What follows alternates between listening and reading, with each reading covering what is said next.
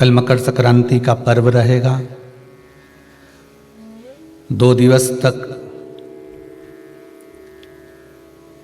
संपूर्ण भारत की भूमि पर, संपूर्ण विश्व में मकर संक्रांति महोत्सव मनाया जाएगा। अपने अपने घरों में रहकर लोग इस पावन उत्सव को खिचड़ी, लड्डू, तिल का, गुड़ और कुछ दान,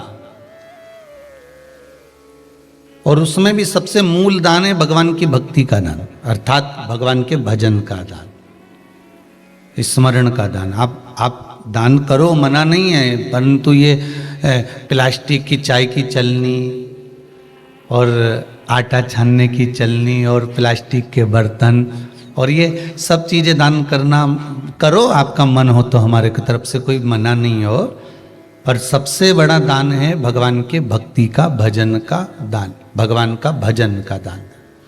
राम नाम, कृष्ण नाम, शिव नाम। प्रयास करिए मकर राशि के अंतर्गत जब सूर्य प्रवेश करे और आप जब मकर का स्नान करें और मकर संक्रांति पर्व का जब आप स्नान करें तो भगवान की अविरल भक्ति आपके भीतर समाहित हो। भगवान की अविरल भक्ति आपको प्राप्त हो और इस पवित्र भक्ति के बल पर, इस पवित्र भक्ति के बल पर हम भगवान की सुंदर आनंदमय स्वरूप को धारण कर सके।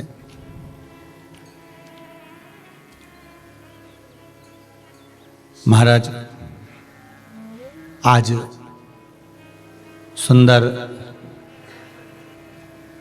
पुत्रदा एकादशी भी है। आप सभी को बाबा देव अधिदेव महादेव की इस सुंदर आनंदमय पुत्रदा एकादशी के लिए भी बहुत बहुत साधुवाद, बधाइयाँ। अपने जीवन को सार्थक बनाने का प्रयास करिए, भगवान की भक्ति में डूबने का प्रयास करिए और जितना बन सके उतना भगवान की भक्ति में डूबने का प्रयास करिए। मंगल परिवार, गुप्ता परिवार, ऑस्ट्रेलिया का शर्मा परिवार, अगर ये पावन मानसरोवर शिव महापुराण की कथा को करवा रहा है तो आपके भीतर ये भाव प्रकट होना चाहिए कि आप इस पावन कथा को सुनने के बाद आपके भीतर ये भाव प्रकट हो कि हम भगवान शंकर के कृपा पात्र होकर भगवान शिव की गंगा स्नान, यमुना स्नान, कुंड का स्नान, सरयू का स्नान, मानसरोवर का स्नान हम अपने भाव से कर रहे हैं, हम अपने दिल से कर रहे हैं। आवाज पकड़ रहा है, अपने मन से कर रहे हैं।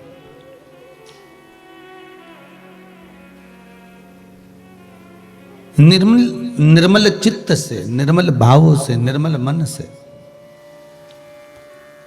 हम भगवान को पाने का प्रयास करें तो भगवान मिलता जरूर है।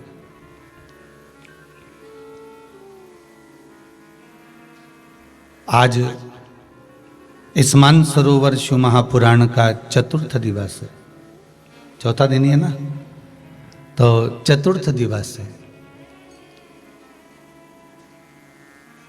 बचपन, जवानी, अधेड़ी और बुढ़ापा, इन 4 अवस्थाओं को हमें परमात्मा को समर्पित करना है चौथे दिन की कथा में।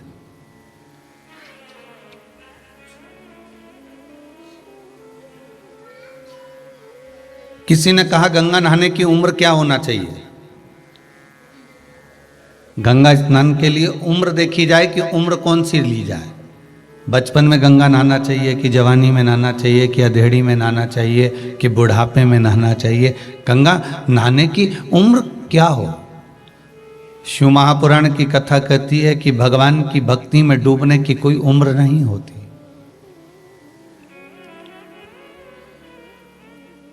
पानी में डूबने वाला मर जाता है और शिव महापुराण में डूबने वाला तर जाता है। भगवान की भक्ति में डूबने की कोई उम्र नहीं है। आप जिस उम्र में भगवान का भजन करोगे, आप जिस उम्र में के भगवान की भक्ति करोगे, भगवान आपको उसमें समाहित करता चले जाए। कोई अलग से हमें उम्र नहीं ढूंढना है कि हम इस उम्र में पहुंचेंगे तो हम भगवान का भजन करेंगे। जितने आस्था पर सुन रहे हो बड़े ध्यान से सुन लेना महाराज, और जितने फेसबुक यूट्यूब पर श्रवण कर रहे हो,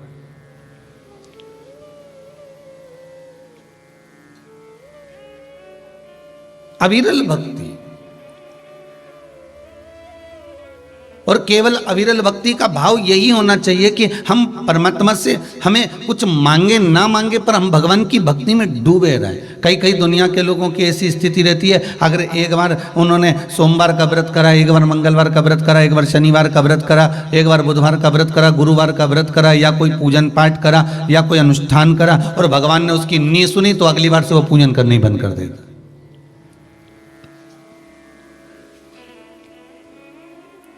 फिर वो वहाँ भगवान के मंदिर जाना ही बंद कर देता है। जैसे कल एक पत्र था ना कि मैं भगवान के मंदिर जाना ही बंद कर दी थी। फिर शिव महापुराण की कथा में आज सुना कि भगवान का दरबार मत छोड़ो, भगवान का द्वार मत छोड़ो। कितनी भी विषम परिस्थिति आए, कितना भी दुख जीवन में आए, कितना भी कष्ट आए, कि संगी छूटे साथी छूटे, छूटे जग सारा रे, पर एक नहीं छूटे वो सांवरिया जी हमारा रे। महाराज संसार के सारे साधन छूट जावें, सारे परिवार वाले, कुटुंब वाले, कबीले वाले, हमारे अपने सब छूट जावें, पर भगवान से ये प्रार्थना करना कि तेरा द्वार, तेरा चौखट, तेरा दरबार हमसे ना छूटे, ऐसी कृपा करना।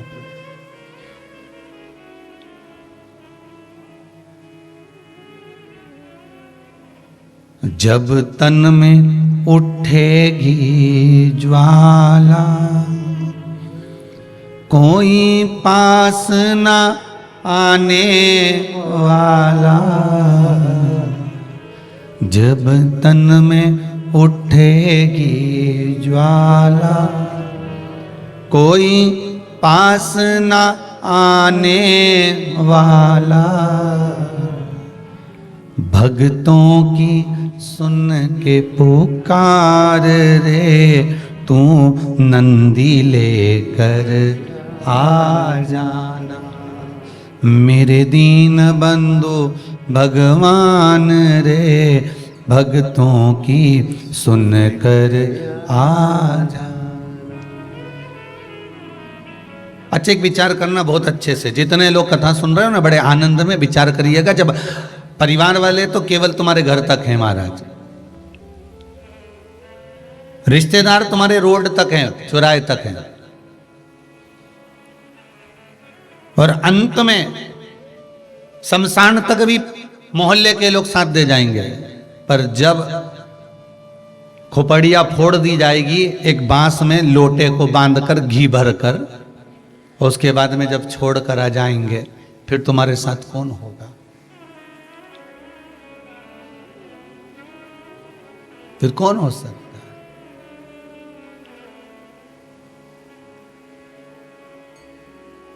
महाराज फिर साथ कौन है? कहे ना, इससे तो आगे भजन ही है साथी, भजन के बिना अकेला रहेगा। अरे मन ये 2 दिन का मेला रहेगा, कायम ये जग का झमेला रहेगा। ये थोड़ा सा समय जो आपने भगवान को दिया है, एक लोटा पानी जो आपने शिव जी को चढ़ाया है, एक बेलपत्र जो आपने बाबा को दी है, एक चावल का दाना भी अगर आपने शिव को दिया है, आपने एक पुष्प भी भगवान को समर्पित करा है, एक अन्न का दाना भी आपने भगवान को समर्पित करा है, एक बार मुख से पंचाक्षर मंत्र या श्री शिवाय नमस्तुभ्यम जो जपा है, एक बार आपने जो भगवान का भजन किया है, ये सारा परिवार जब छोड़ कर चले जाएगा, तब अंत में तुम्हारा किया गया यही भजन, यही स्मरण, यही दान, यही पुण्य और यही प्रभु की भक्ति, यही साथ है। उसके सिवाय कुछ नहीं। इससे तो आगे भजन ही है साथी, भजन के बिना तू अकेला। कितना सुंदर कहा है महाराज जी, बहुत सुंदर बात कही है श्री नारद पुराण में। नारद जी से पूछा गया सत्संग का लाभ कब मिलता है। देवऋषि नारद से किसी ने पूछा कि सत्संग का लाभ कब मिलता है, कब प्राप्त होता है। देवऋषि नारद कहते हैं एक साधारण से जीव को, साधारण से मानव को सत्संग का लाभ कब मिलता है, तो कहा जिस समय जीव के प्राण छूटते हैं और प्राण छूटने के बाद जीव जब इस आत्मा को, इस जीवात्मा को जब बंदी बनाकर लेकर जाया जाता है, तब जो तुमने सत्संग किया होता है, संकीर्तन किया होता है, नाम जाप किया होता है, जहाँ बैठकर तुमने कथा का स्मरण किया होता है, जहाँ चाहे घर में सुन रहे हो, परिवार में सुन रहे हो, कुटुंब में सुन रहे हो, मंदिर में सुन रहे हो, तीर्थ में सुन रहे हो, चाहे तुम कहीं अन्य जगह पर जाकर श्रवण कर रहे हो, चाहे घर के अंदर बैठकर कथा सुन रहे हो, तो वो तुम्हारा जो सत्संग का समय होता है, उस समय की गणना कर कर जैसा तुमने सत्संग करा होता है, जब जीवात्मा जाती है तो वो सत्संग करा हुआ तुम्हारे आगे आगे चलता है और वो समय की गणना को मानते हुए भगवत भजन करते हुए चले जाता है। ध्यान दीना, गरुड़ पुराण को एक बार उठाकर पढ़कर देखना, एक बार गरुड़ पुराण को पढ़कर देखिए।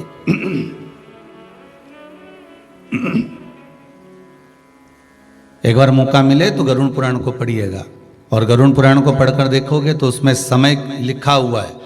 जीवात्मा को पहुंचने में यहाँ से इतना समय लगा, फिर वहाँ पहुँची, वहाँ से इतना समय लगा, फिर वहाँ से वहाँ पहुँची, इतना समय लगा, फिर इतने इतने नरकों का भोग भोगना पड़ा, फिर इस जगह पर वो जीवात्मा जाती है, फिर इस जगह पर पहुँचती है। इतने दिन का प्रोसेस, इतने दिन का समय, इतने समय, इतना पल, इतनी घड़ी, इतना समय उस जीव को लगा वहाँ तक पहुँचने में।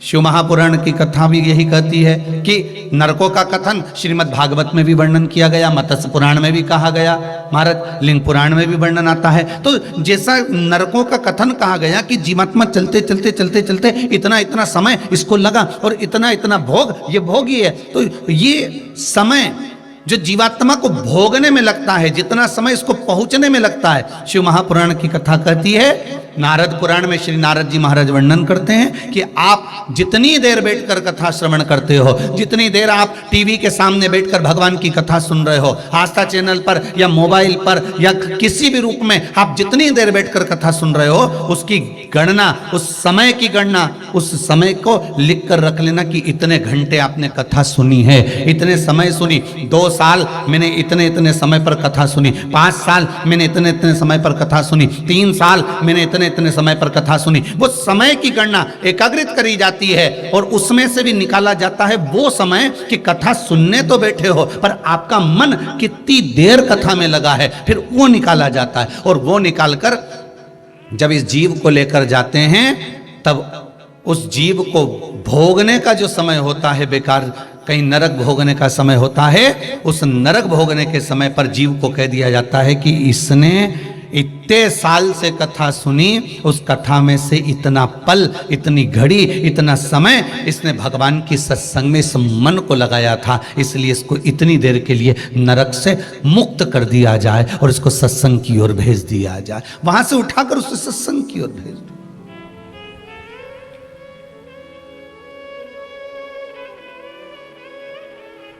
इससे तो आगे भजन ही है साथी, भजन के बिना तू अकेला रहेगा। रे मन 2 दिन का मेला रहेगा, कायम ये जगह का झमेला रहेगा। बस यही समय है। बहुत ध्यान देना महाराज जी। मेरा विश्वास कहता है, मेरा मन कहता है, आप लोगों ने बाकी के समय पर शिव महापुराण की कथा पहले सुनी ना सुनी, पर मेरा दिल कहता है कि आपने ये कोरोना महामारी जब चालू हुई और आपने जो ऑनलाइन शिव महापुराण की कथा श्रवण करी है, और आज भी बैठकर अब जब आप कथा सुन रहे हो, भले मोबाइल पर सुन रहे हो चाहे टीवी पर सुन रहे हो, आपके कथा में कितनी देर मन लगा है, उस मन का समय आप लिख कर रखना। ये समय आपका उस समय पर काम आ जाएगा। ये आपने जो भगवान के भजन में समय दिया है, ये समय आपका अंत तक संवार देगा, अंत तक सुधार देगा। वो गीता जी में भगवान नहीं कहे, तू मेरे लिए खर्च कर कर देख, मैं कुबेर का खजाना ना खोलूं तो कहना, तू मेरे पथ पर आकर देख, तेरे दरवाजे पर खड़ा ना मिल जाऊं तो कहना, तू मेरे द्वार तो आ, तेरे द्वार पर मैं भी खड़ा मिलूंगा, मैं भी वहां मिल जाऊंगा।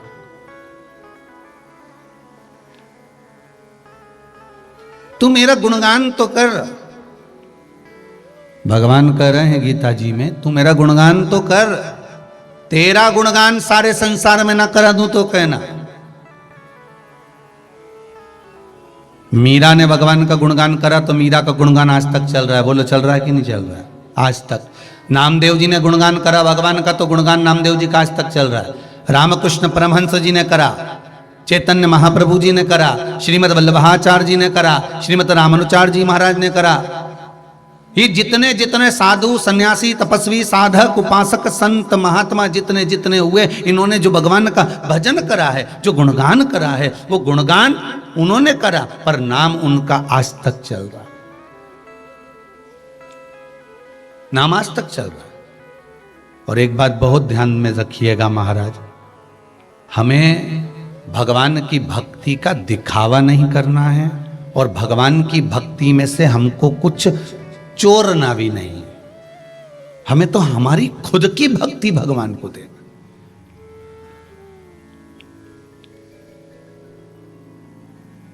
हमें स्वयं की भक्ति देना भगवान।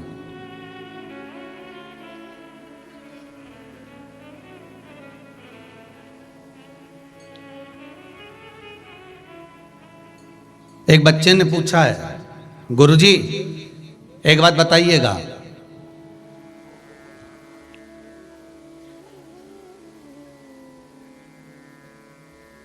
हम हनुमान चालीसा पढ़ेंगे तो हनुमान जी हमको प्रकट होकर दर्शन देंगे, हम राम रक्षा स्तोत्र पढ़ेंगे, हमें राम जी महाराज आकर दर्शन देंगे।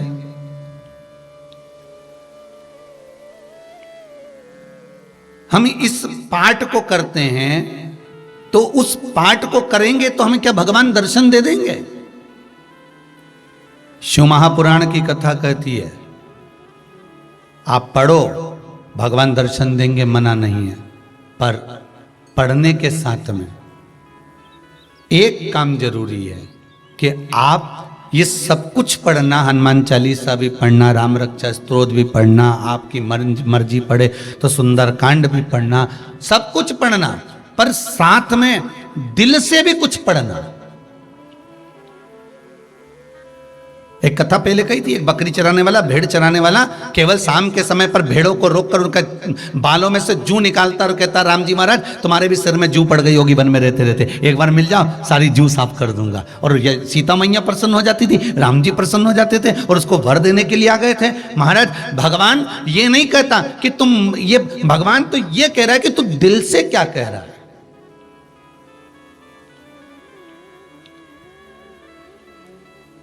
आप भगवान को दिल से क्या निवेदन कर रहे हो? आप अगर उज्जैन जा रहे हो महाकाल का दर्शन करने के लिए, आप काशी विश्वनाथ का दर्शन करने जा रहे हो, आप ओमकारेश्वर का दर्शन करने जा रहे हो, आप मल्लिकार्जुन का दर्शन करने जा रहे हो, आप श्री सेलम का दर्शन करने जा रहे हो, आप मां नर्मदा का स्नान करने, गंगा का स्नान करने जा रहे हो, आप कुबेरेश्वर धाम में भगवान का दर्शन करने जा रहे हो, तो दिल से कुछ क्या कहकर जा रहे हो? आप भगवान से दिल से कहे क्या हो?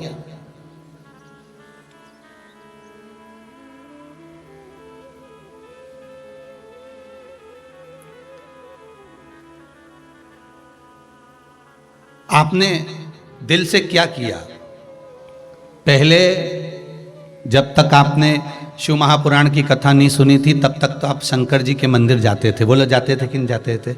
भगवान की पूजन भी करते थे, पर आपने दिल से क्या करा? शिव मंदिर में जाकर, शंकर जी के मंदिर में जाकर अपने दिल से एक काम करा कि आपने कथा में से सुना था कि मंदिर में सफाई करना है, मंदिर को साफ करना है, क्लीन करना है, मंदिर में झाड़ू लगा देना है, पोछा लगा देना है, और जो निर्माल्य पड़ा हुआ है उसको विसर्जन कर देना है। हमें मंदिर में भगवान का स्नान करा देना है, हमें मंदिर की देख रेख करना है। ये केवल पुजारी नहीं करेगा, केवल पंडित नहीं करेगा, केवल ब्राह्मण नहीं करेगा, हमको भी करना है भगवान शंकर की।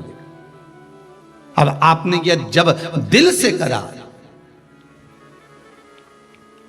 अब दिल से करना बहुत बहुत ध्यान देना महाराज।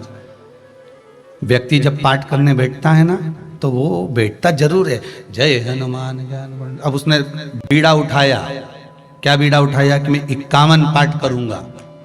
और आप सब जितने लोग कथा सुन रहे हो आस्था चैनल पर, जितने कथा सुन रहे हो मोबाइल पर, आप भी एक बार बीड़ा उठा कर देखना। और आप में से कई लोग होंगे जिन्होंने ऐसा बीड़ा उठाया होगा, मैं 21 पाठ करूंगा, मैं 11 पाठ करूंगा, मैं 51 पाठ करूंगा, मैं 15 पाठ करूंगा, मैं 7 पाठ करूंगा, मैं 5 पाठ करूंगा। और जिसने बीड़ा उठाया पाठ करने का कि मैं इतने करूंगा, 1 पाठ तक तो उसका मन भगवान में लगा, 2 पाठ तक भी मन भगवान में लगा, 3रा पाठ तक भी मन भगवान में लगा, और 4थे 5वें पाठ से फिर मन अब ये सोच रहा है कि जल्दी से हो जाए, अभी तक 3 ही हुए, अभी तक 4 ही हुए, 21 करना है, ये करना है।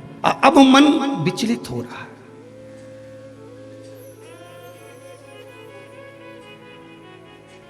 विचलित। आज एक आसन से बैठूंगा, कम से कम 51 माला करके उठूंगा।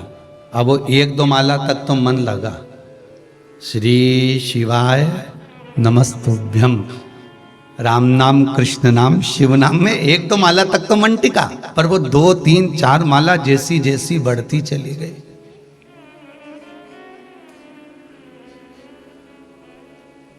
अब कहीं पाँव बदले, कहीं हाथ बदले, कहीं चाय पीता वाला का देखे, कहीं भोजन करता वाला के देखे, अब वो माला चित्त नहीं था।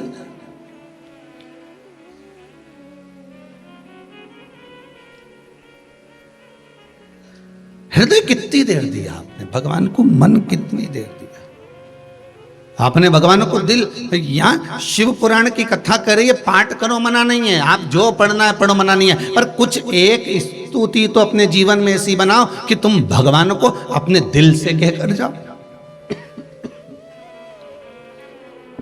दिल से कहकर जाइए, ऐसी कोई स्तुति तो बने।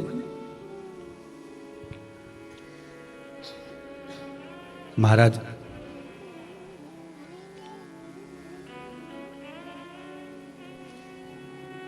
एक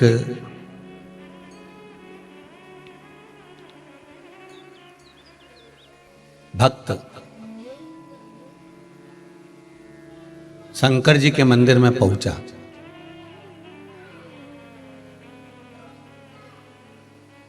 और जो भगवान के मंदिर में पहुंचा तो वहां पर पंडित जी स्तुति कर रहे थे।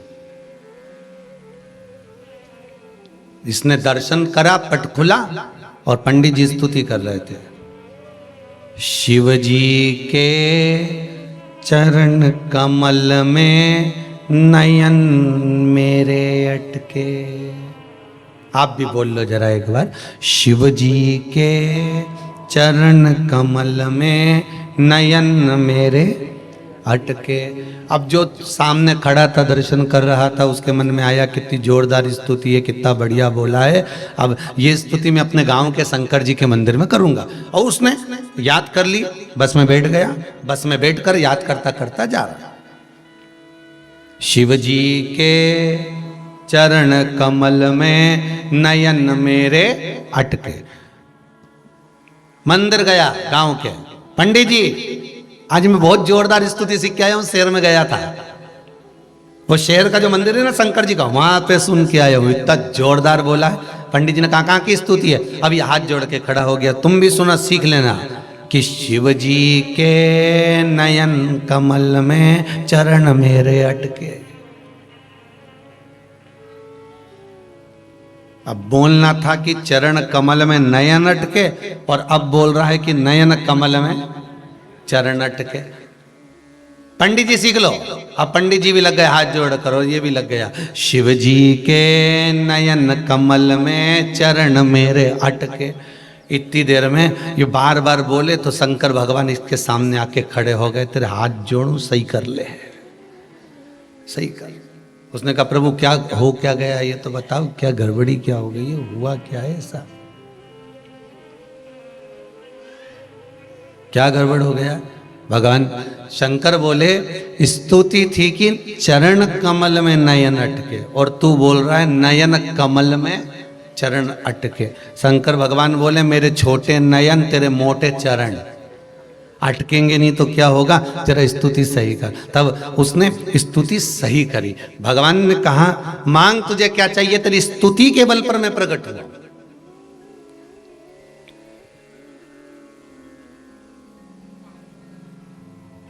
मैं तेरी स्तुति के बल पर प्रकट हूं।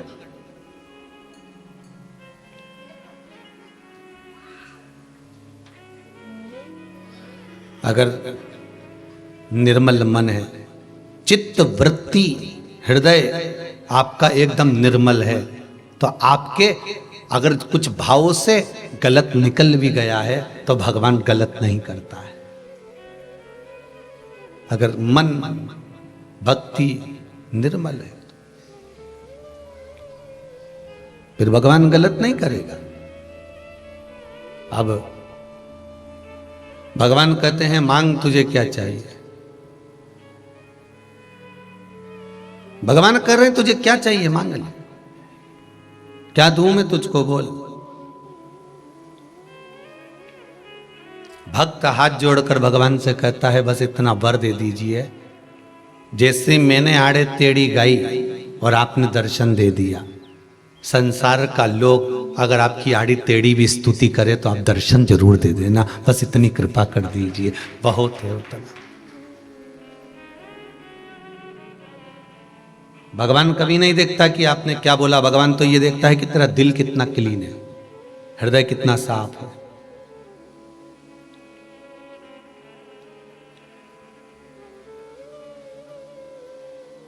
कितना साफ है तेरा मन।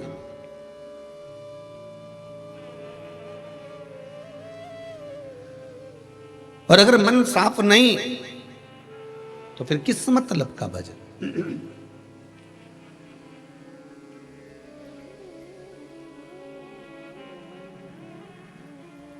अरे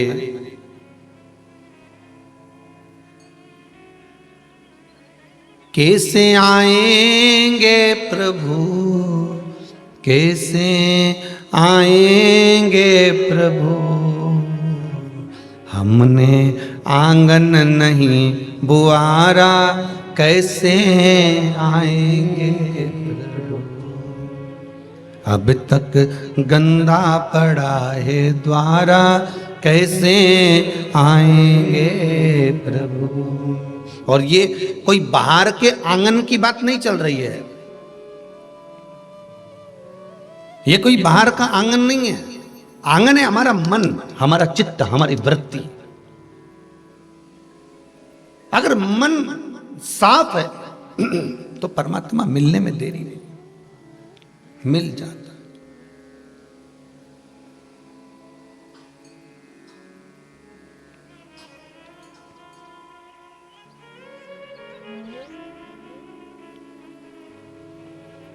वैसे तो कुबेरेश्वर धाम में कथा सुनने आने की अभी परमिशन नहीं है,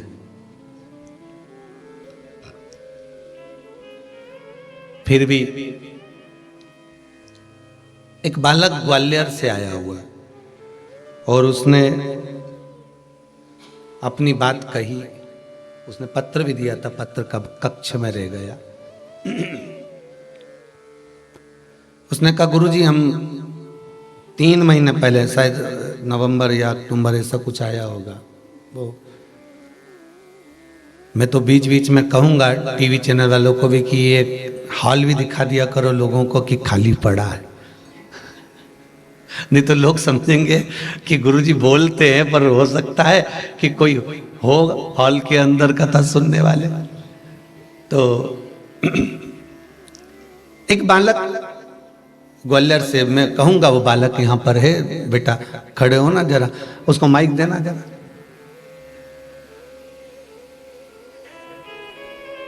ये बालक वहीं वहीं खड़े रहो पीछे।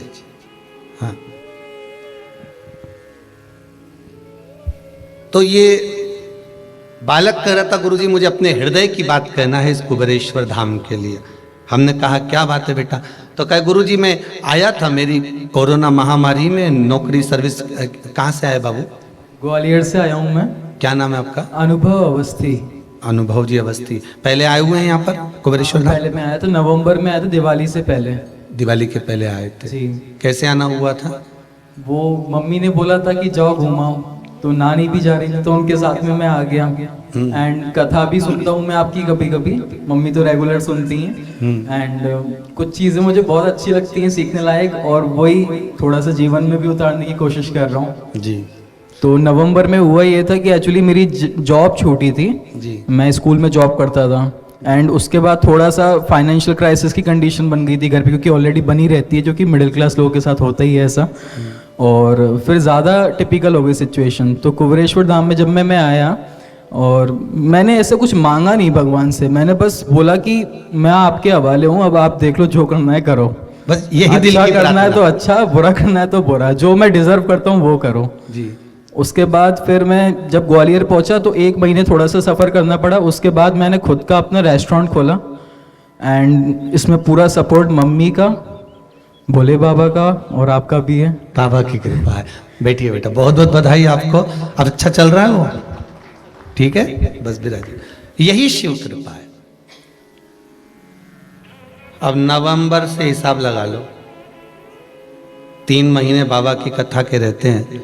शिव महापुराण की कथा में बार बार कहा है, भले टीवी पर कथा सुन रहे हो, आस्था चैनल पर सुन रहे हो, चाहे मोबाइल पर सुन रहे हो, चाहे जहां बैठकर सुन रहे हो, पर नवंबर, दिसंबर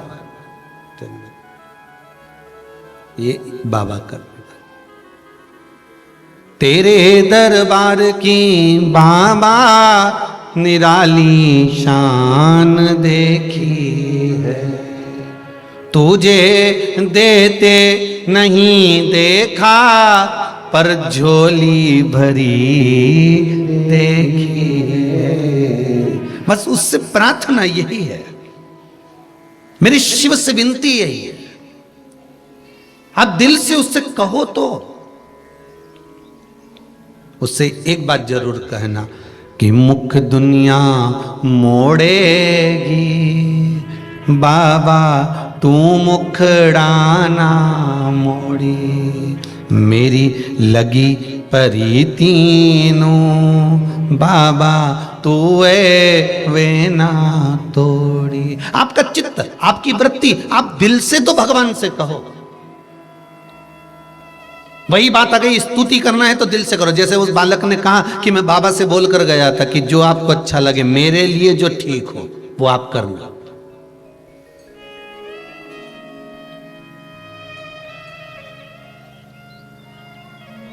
और हमारी आदत क्या होती है, एक लड़का देख कर आए लड़की के लिए, शादी के लिए, और हमने भगवान से क्या कहा, बस वो लड़का पसंद आ रहा, कुछ भी हो जाए प्रभु, पर उसी के साथ शादी होना चाहिए। अब भगवान शंकर कह रहे हैं कि तेरे भाग्य में वहां मत ले, वहां शादी होगी तो दुखी रही। पर तेरे को मालूम ही नहीं ना, तू तो कर रही है कि मैं अपनी लड़की के लिए लड़का देख कर आई हूं, मैं वहां पर देख कर आई हूं। भगवान से प्रार्थना कर दी कि भगवान बस उसी के साथ में ब्याह होना चाहिए, उसी के साथ शादी होना चाहिए। भगवान पर प्रेशर पे प्रेशर, कहीं मालूम पड़े किसी से कह दिया कि तुम ऐसा करो कि उनसे शादी हो जाए, फिर किसी से कहा ऐसा कर दो कि उससे शादी हो जाए। मतलब तुम भगवान पर प्रेशर दे रहे हो। अब बार बार अगर ऊपर से प्रेशर आएगा तो भगवान शादी तो कर देगा, फिर भोगो। भगवान ने कहा तेरे लिए वो संबंध ठीक नहीं है, पर तू जान करके करे तो बात दूसरी। हमें जैसे बालक ने कहा कि भगवान से कह दिया कि भगवान तेरे भरोसे पर छोड़ के जा रहा हूं, जो मेरे लिए अच्छा हो वो करना। अगर चाहता तो वो कह सकता कि मुझे वापस नौकरी में लगा दो, मुझे वापस सर्विस में लगा दो, पर भगवान ने कहा कहाँ सर्विस, फिर बीच में कोरोना आ जाएगा, फिर भाग जाएगा, फिर आ जाएगा कुबेरेश्वर धाम। तो भगवान ने कहा एक काम ऐसा लगा दूं तेरे को कि तू बस ये दिल से, हमने भगवान को अगर कुछ कहा है, केवल पढ़ा पढ़ाया नहीं, अब तुम भगवान के मंदिर में जाओ, दिल से जाओ, दिल से। और फिर निवेदन करूंगा, आपका मन करे कथा में सुनने के बाद आपका मन करे कि मंदिर जाना चाहिए तो जाओ। सियोर वाले महाराज का प्रेशर नहीं है कि तुम जबरदस्ती जाओ, और नहीं तो मालूम पड़े घर के लोग तुम्हें मार ठोक के मंदिर छोड़ जाए।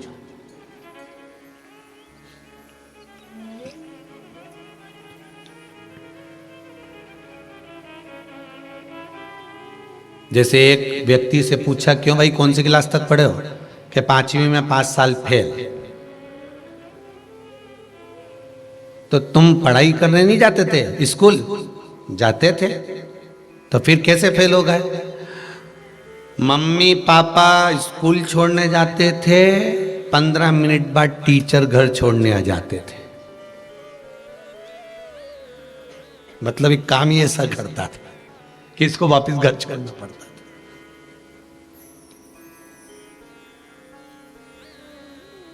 प्रेशर देकर किसी से पूजन नहीं करवाना,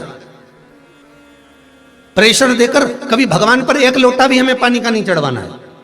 हमें तो केवल इतना सा कहना है कि तुम्हारे दिल अगर राजी करे, तुम्हारा मन अगर हो जाए तो तुम पशुपति व्रत करो, तुम्हारा मन हो जाए तो तुम शंकर जी पे एक लोटा पानी चढ़ाओ, तुम्हारा मन कर जाए तो तुम शंकर जी के मंदिर में दिया लगाओ, मन करे तो तुम भगवान की भक्ति करो।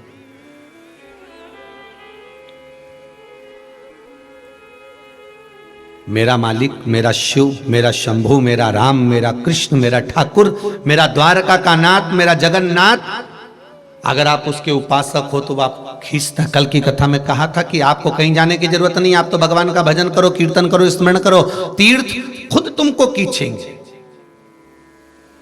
तीर्थ खुद तुमको खींचेंगे। जब व्यक्ति के पास में पैसा नहीं रहता तो कोई उसके पास आता है क्या?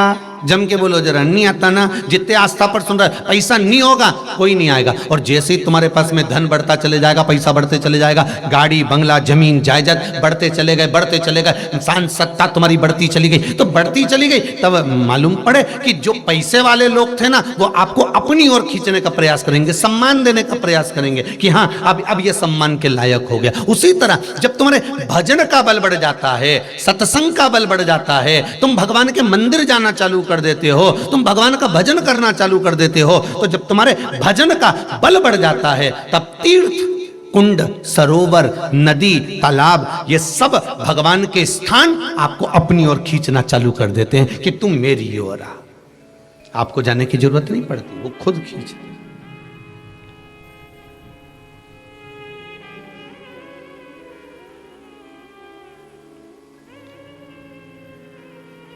भजन कीमत बढ़ाता है, किसकी? मनुष्य की कीमत बढ़ाता है। एक बच्चे ने अपने पिताजी से पूछा, पिताजी लोहा लंगड़ का काम करते थे, तो पिताजी से पूछ लिया, पिताजी पिताजी पिताजी बोले क्या है?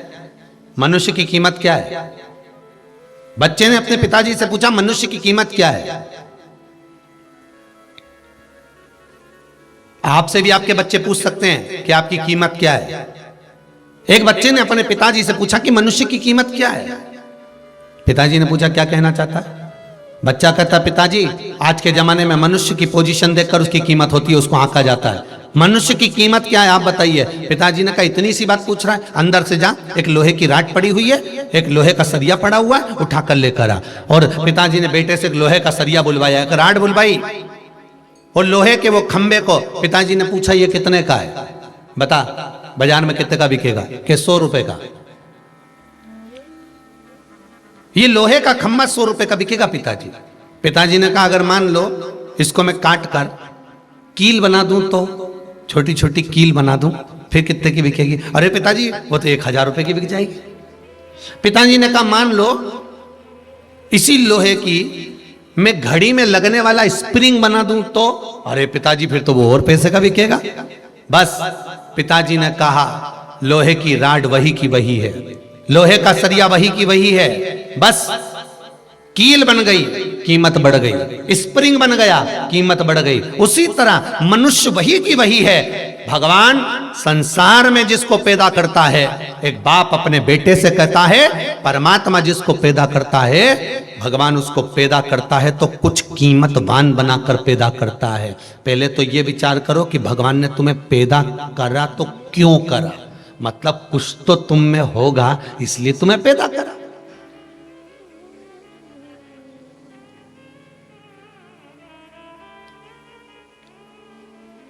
भगवान ने तुमको पैदा करा तो किस लिए करा? एक चोर, कई लोग कहते हैं मैं भगवान ने इस चोटे को क्यों पैदा कर दिया, इस चोर को क्यों पैदा कर दिया। अरे भगवान से तो पूछो कि चोर को क्यों पैदा करा। भगवान बोले अगर चोरी नहीं करता तो तेरा दिल नहीं दुखता, अगर तेरा दिल नहीं दुखता तो तू मेरे मंदिर में आके कहती नहीं, इसलिए वो सब कुछ कर।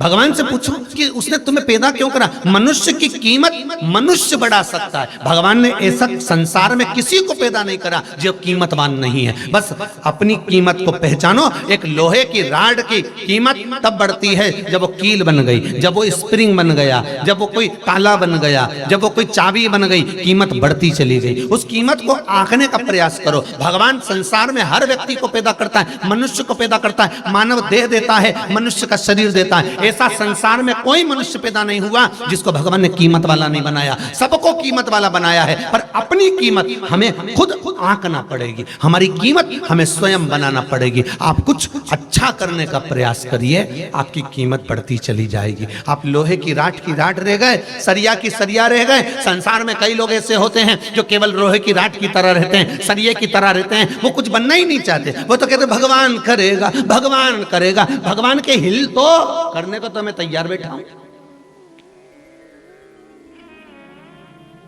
भगवान गीता में भी तो कर रहे हैं कि तू कर्म तो कर।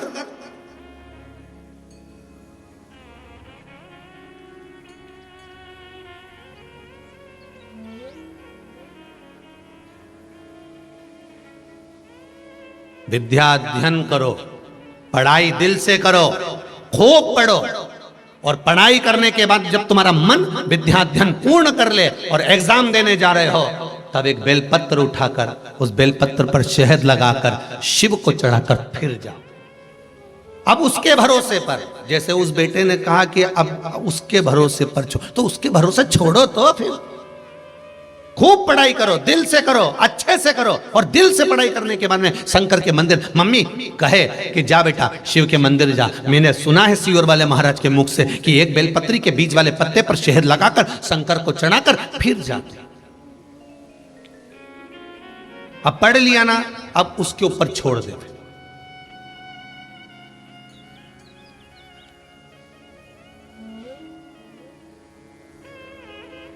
अब हमें भरमाना नहीं, अब हमें भटकना नहीं है। एक किसी ने पत्र लिखा है बड़ा सुंदर भाव, उसमें भी बड़ा सुंदर चीज लिखी।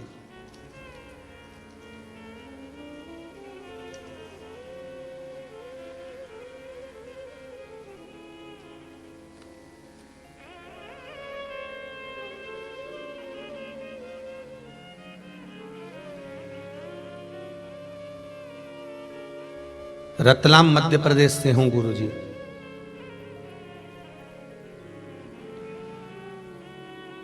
मैं रजनी तिवारी, रतलाम मध्य प्रदेश से।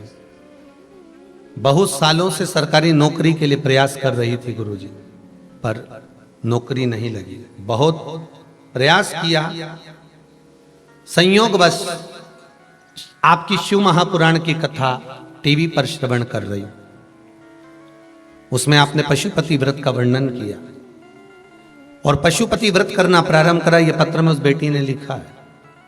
पशुपति व्रत करना प्रारंभ करा और पशुपति व्रत जैसे ही करना प्रारंभ करा, मात्र दूसरा ही सोमवार हुआ था और जहां पर मैंने इंटरव्यू दिया था वहीं से ज्वाइनिंग लेटर आ गया और मेरी सरकारी नौकरी लग गई। ये बेटी ने लिखा इस पत्र, ये बेटी ने लिखा।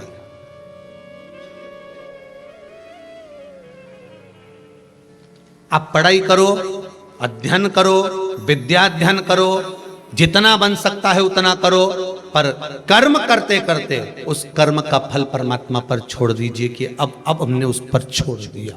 हमने करा जितना।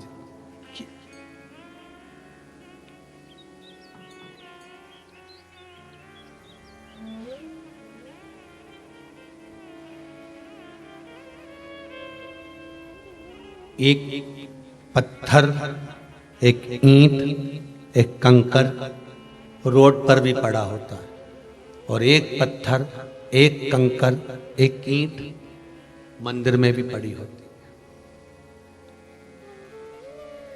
दोनों पत्थर को उठाओ और दोनों से पूछो एक बार, क्यों रे तू चौराहे पे पड़ा है और लोग पान खा के तुझ पे थूक रहे हैं, और तेरा ही भाई मंदिर में पड़ा है और लोग उसको नमन कर रहे हैं। पत्थर से पूछे कोई?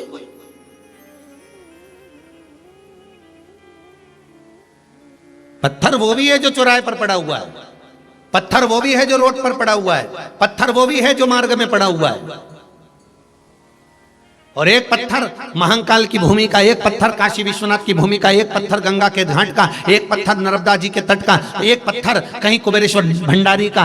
पत्थर वो भी है, पत्थर वो भी है, पत्थर ये भी है। दोनों पत्थर को उठाकर कोई पूछे इन पत्थरों से कि क्यों रे, एक तो तेरे पर लोग लात रख रहे हैं, थूक रहे हैं, गंदगी कर रहे हैं, और एक पत्थर पुजारा, कारण क्या है?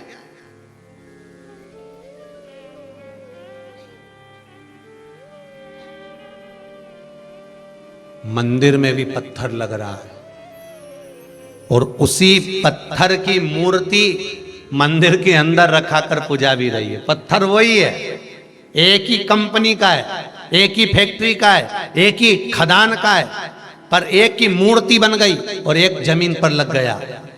कारण क्या था? तो पत्थर ने पत्थर से पूछा, भाई ये तो बता कि मैं भी एक ही खदान का, तू भी एक ही खदान का, एक ही जगह से निकले, पर तुझे लोग अगरबत्ती से घुमा रहे हैं, दिया लगा रहे हैं, लड्डू का भोग लगा रहे हैं, फूल चढ़ा रहे, माला चढ़ा रहे, तेरे को अच्छे अच्छे कपड़े पहना रहे, और मैं पाँव में रखाया, लोग मेरे पर चल के जा रहे, जूता छोड़ रहे, चप्पल छोड़ रहे, थूक रहे, आखिर मैंने क्या करा? तो मंदिर की मूर्ति का पत्थर जमीन पे लगे हुए पत्थर से कहता है, तुझ में और मुझ में बस एक ही अंतर है कि तुझे भी तराशा जा रहा था और मुझे भी तराशा जा रहा था, तुझे भी कूटा जा रहा था, मुझे भी कूटा जा रहा था, तुझे भी छेनी और हथौड़ी से मार मार कर तराशा जा रहा था, पर तू चोट सहन नहीं कर पाया, टूट गया, इसलिए जमीन पर लग गया, और मैंने चोट सहन कर ली, इसलिए तराश कर मंदिर में पूजा गया। बस मैंने चोट को सहन करा है।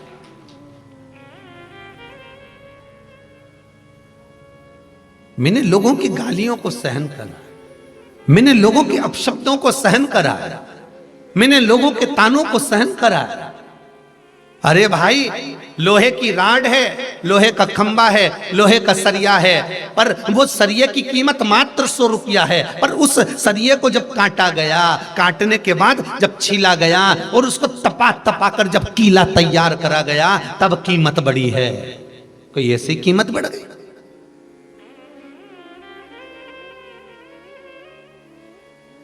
जो ऊंचे ऊंचे पद पर पहुंचे हैं, जो ऊंचे ऊंचे पद की ओर बढ़े हैं, कम से कम उनके पीछे का समय तो पूछो कि उन्होंने कितनी चोट को सहन करा होगा, कितने शब्दों को सुना होगा, कितनी गालियां सुनी होगी, कितने ताने सुने होंगे। तब जाकर कोई ऊंचे पद औहदे पर पहुंचता है, तब जाकर कोई ऊंचे पदवे पर पहुंचता है।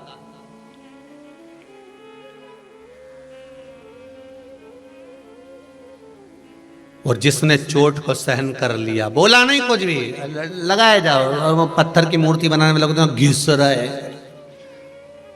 पत्थर को हथौड़ियों से, वो बोला ही नहीं, वो पत्थर के मैं टूटूंगा ही नहीं, तू मारे जा, मैं नहीं टूटूंगा चाहे कुछ भी हो जाए। और कहे दुनिया के लोग आड़ा टेढ़ा बोलेंगे, शब्द पर शब्द कहेंगे, ताने पर ताने देंगे, आड़ा टेढ़ा बोलेंगे, तुम टूटो काहे को? कौन ने कहा कि तुम टूटो? पलट कर जवाब मत देना, एक शब्द मत कहना, गाली देने वाला देता रहे, आप शब्द कहने वाला कहते रहे, और तुम टूटना मती, तोड़ने वाले बहुत मिलेंगे।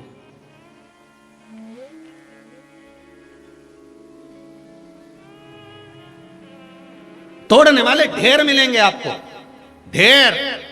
कोई कहेगा वो तो ऐसा है, वो कोई कहेगा आप ऐसे हो, कोई कहेगा वो ऐसा है। कहने वाले क्या, मुख तो किसी का पकड़ नहीं सकते, बोलने वाला बोलेगा।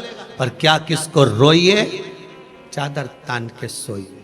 आग लगे बस्ती में, अपन रहे हो मस्ती। ले टूटना मती। कीमत बढ़ाना है आपकी तो आप पलट कर जवाब मत दो, कीमत बढ़ जाएगी। टूटना नहीं है, हमको अपनी कीमत बढ़ाना है तो अग्नि में तपना पड़ेगा।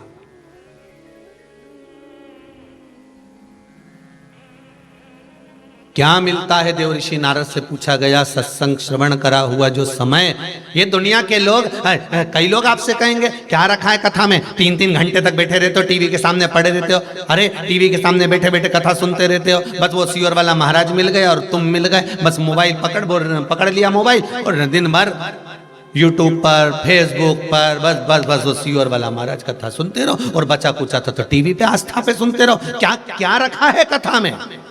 क्यों अपना समय बर्बाद कर रहे हो कथा में जाकर? क्यों समय बर्बाद करते हो कथा सुनकर? तो उनको कह देना ये समय बर्बाद नहीं करा है, ये समय को हमने मूल्यवान बनाने का प्रयास करा है। हाँ, अब उससे पूछो कि तू बोल रहा है कि कथा मत सुनो तो हम क्या करें, वो भी बता दे। वो भी तो बताओ करना क्या है। तो क्या घर में काम करो तो कराना, रोटी बनाई, पानी भरा, मटका मांजा और भांडा मांजा, झाड़ू लगाई, ये सब तो करा। तो क्यों और भी काम पड़ा है? ठंड पड़ रही है, सिलाई लेके बैठ जाओ, ऊन का स्वेटर। और बोल क्या करे? तो क्या स्वेटर तो घना पड़ा है मेरा बनाया हुआ, मैंने खूब बना लिया। और बोल क्या करना? तू बता दे जो करूं मैं, बोल।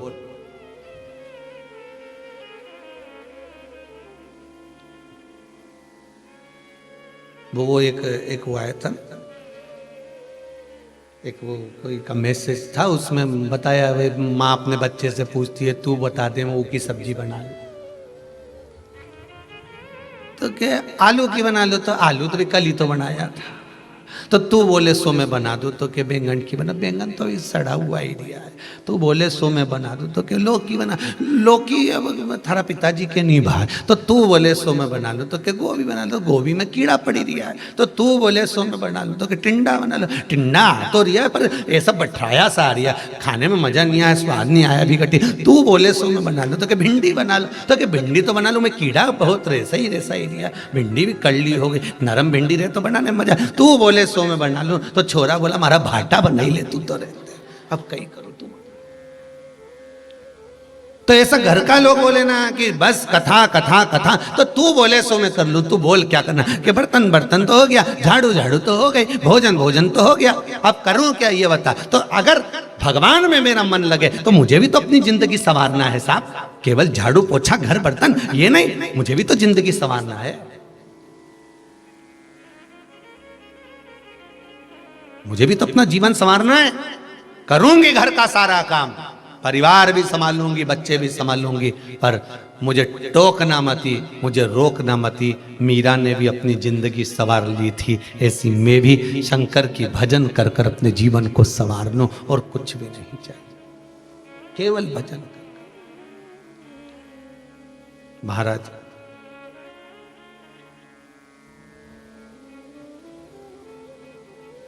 मैं केवल भजन कर कर, और बहुत है उस भक्ति को पाना, बहुत है।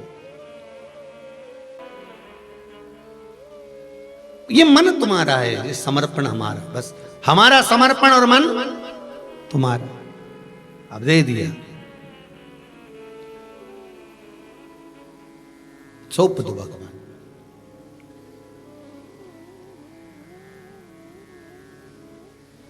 कल कथा में शंकर और पार्वती का विवाह हुआ। ऐसे ही हो गया क्या? पार्वती जी ने कुछ करा ही नहीं, तब साधना कितनी प्रबल करी होगी माता पार्वती ने।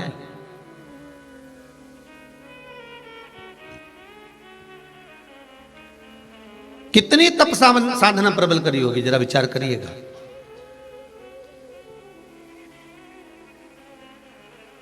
महाराज पार्वती जी की बड़ी बहन गंगा, और गंगा ने सुन लिया था देवऋषि नारद के मुख से, अगर शंकर की भक्ति पार्वती करे और वो भक्ति करे तो शंकर इसको पति के रूप में मिले, और गंगा ने भी वो भक्ति चालू कर दी थी। अब देखिए जरा, जिस कंपटीशन एग्जाम में आप बैठ रहे हैं उसमें केवल आप अकेले स्टूडेंट नहीं हैं,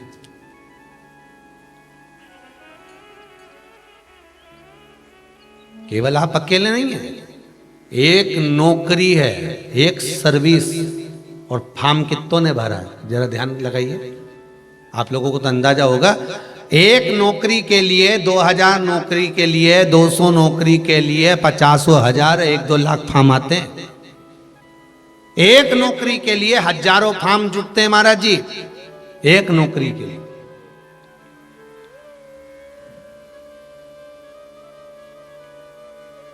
शंकर अकेले और चाहने वाले 2, पार्वती मैया भी गंगा मैया भी। अब देखना, गंगा जी ने भी तब कम नहीं करा, पार्वती जी ने भी तब कम नहीं करा, दोनों का तब बढ़ा। तुमने भी अच्छी पढ़ाई करी, उसने भी अच्छी पढ़ाई करी।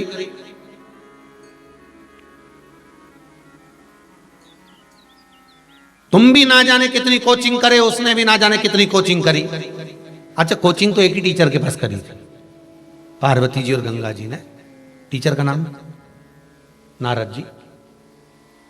कोचिंग एक ही क्लास में थे, टीचर एक ही था। देवऋषि नारद ने कहा था कि अगर शंकर भगवान की आराधना करे, शिव की भक्ति करे, तो इसको पति के रूप में शंकर मिलेंगे। तो टीचर तो एक है, गंगा ने भी उन्हीं के मुख से सुना था और पार्वती ने भी उन्हीं के मुख से सुना था। बस दोनों की पढ़ाई, दोनों की विद्या, और जो जुटी दोनों पढ़ने में, जो लगी, तब साधना में ऐसी डूबी।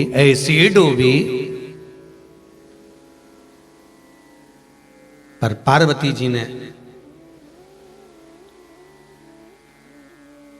जी ने एक छोटा सा भाव प्रकट करा, अपनी सखी से कह दिया।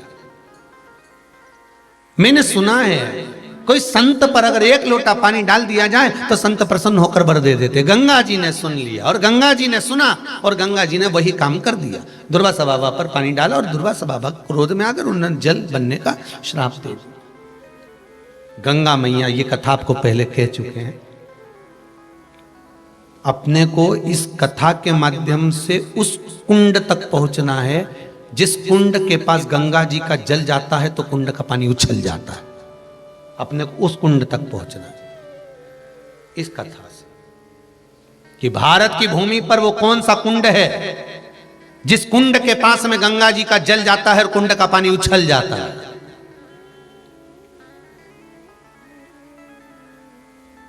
जिस कुंड के पास बड़े बड़े अक्षरों में लिखा हुआ है कि यहां गंगा का जल नहीं लाया जाए।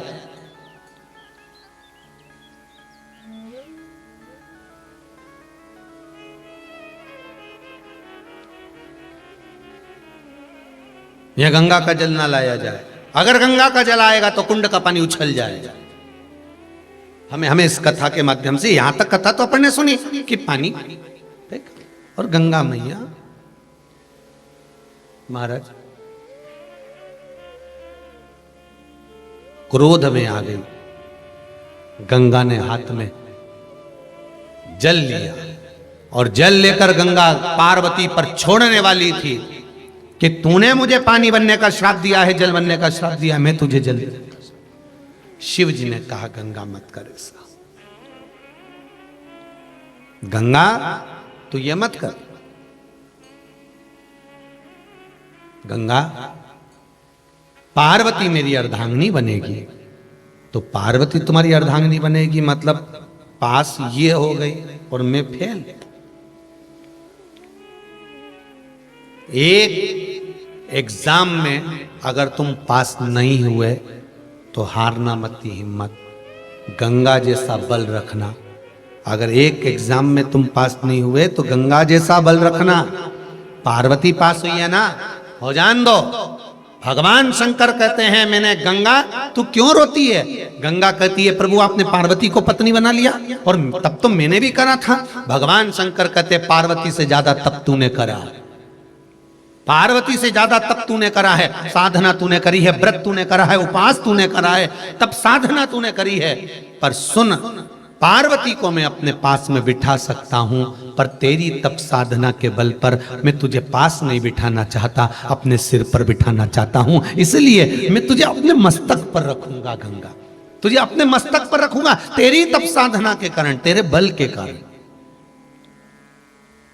अगर एक एग्जाम में पास नहीं हुए, एक एग्जाम में कोई दूसरा पास हो गया और तुम्हें लगा कि बताओ अब लोगों के मन में भाव उत्पन्न हो जाता है, एग्जाम में वो पास हो गया, उसने पैसा ज्यादा दे दिया होगा, उसने कहीं कुछ कर दिया होगा, ऐसा कर दिया होगा, वैसा कर दिया होगा। हमें नहीं सोचना, हमें तो ये सोचना है कि भगवान ने हमारे को पास क्यों नहीं करा। मतलब भगवान चाहता है कि इससे जोरदार तेरे लिए छाट कर रखा है। पार्वती तो पास में बैठेगी, पर गंगा तू मस्तक पर बैठेगी। कुछ भगवान अच्छा चाहता है।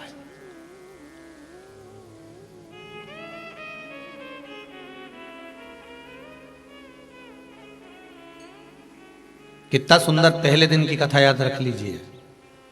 दुनिया के लोग अगर आपकी बड़ाई कर रहे हैं तो समझ लेना कि भगवान प्रसन्न नहीं है। पहले दिन की कथा मानसरोवर शिव महापुराण की कथा में कहा था, दुनिया के लोग अगर आपकी बड़ाई कर रहे हैं तो समझ लेना भगवान प्रसन्न नहीं है। दुनिया के लोग प्रसन्न हैं। अगर दुनिया के लोग आपकी बड़ाई करें तो यह अंदाजा लगा कर रखना कि भगवान प्रसन्न नहीं है। भगवान प्रसन्न है ही नहीं। और हां, शिव महापुराण की कथा कहती है, जब दुनिया के लोग तुम्हारी बुराई कर रहे हो तब समझ लेना कि भगवान तुम पर प्रसन्न है। जब दुनिया के लोग तुम्हारी बुराई कर रहे हो, कोई कहे अपशब्द, कोई कहे बताओ ये तो ढोंगी बन गया, ये तो ढोंगन बन गई, ये तो ऐसा करे, ये तो वैसा करे, मंदिर में जाके बैठी रहे, दिन भर बस यही काम करती रहे, इसके पास कोई काम नहीं है, कथा कथा कथा। जब दुनिया के लोग तुम्हारी बुराई में लग जाएं, जब दुनिया के लोग विद्वान से विद्वान तुम्हारी बुराई में लग जाए, तब समझ लेना कि भगवान तुम्हारे साथ है। तब समझ लेना कि भगवान की कृपा तुम पर है। तब समझ लेना कि भगवान तुम्हारे साथ में है। जब तारीफ कर रहे हो तो मत समझना कि भगवान तुम्हारे साथ है। भगवान नहीं, नहीं, तारीफ में तो दुनिया तुम्हारे साथ होती है, पर बुरे वक्त में कोई तुम्हारे साथ होता है। जितने आस्था पर सुन रहे हो, मोबाइल पर सुन रहे हो, बड़े सावधानी से सुनना। जब दुनिया के लोग आपकी तारीफ करें, समझ लेना भगवान आपसे बहुत दूर है, भगवान की कृपा नहीं आप पर। पर जब तुम्हारी दुनिया बुराई करे, बदनामी करे, अपशब्द पर अपशब्द कहे, तब जान लेना कि मेरा भोलेनाथ, मेरा परमात्मा तुम्हारे साथ में है। क्यों? क्योंकि अच्छे समय में जब तुम विधायक की कुर्सी पर होते हो, सांसद की कुर्सी पर होते हो, जब तुम कोई अच्छे पद पर विराजमान होते हो, तुम अच्छी कुर्सी पर बैठे रहते हो, तुम्हारे पास में अध्यक्ष, उपाध्यक्ष या बड़े से बड़ा मिनिस्टर आदि का पद रहता है, तो जो तुम्हारे नहीं होते वो भी तुम्हारे हो जाते हैं। अच्छे समय पर जब दुनिया तारीफ कर रही हो, जब तो दुनिया तुम्हारी हो जाती है।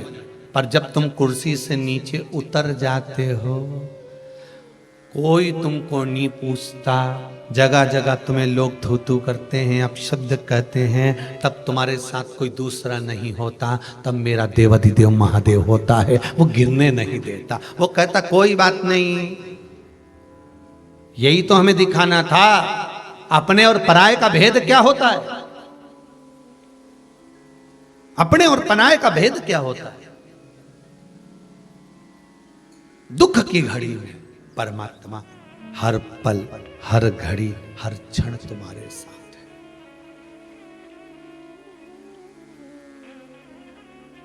एक काम नहीं हुआ, रोने लगे। माता कुंता का चरित्र याद कर लीजिए। महाभारत में माता कुंता, माता कुंती, भगवान कृष्ण जा रहे हैं और कुंता माता ने कह दिया कन्हैया रुक जा। कन्हैया कहते हैं बोल बुआ, क्या बात है, कहां जा रहे हो कृष्ण? कृष्ण कहते हैं बुआ जी द्वारका जा रहा हूं। क्यों? बुआ अब तुम हस्तिनापुर की राजमाता हो गई। युधिष्ठिर हस्तिनापुर के राजा बन गए। सारा राजपाट अच्छे से मैंने निश्चित कर दिया, विराजमान कर दिया। अब क्या करना? अब मेरा काम खत्म हो गया। कुंती ने पूछा, माता कुंता ने पूछा, कृष्ण तो तू जा क्यों रहा है? बुआ अब जब सब अच्छा हो गया है तो अब मेरी जरूरत क्या है, अब मेरा साथ की जरूरत क्या है, अब मुझे जाने दो द्वारका। इतने में माता कुंती ने कृष्ण का हाथ पकड़कर कहा, कृष्ण तूने सबको सब कुछ दिया, मुझे कभी कुछ नहीं दिया।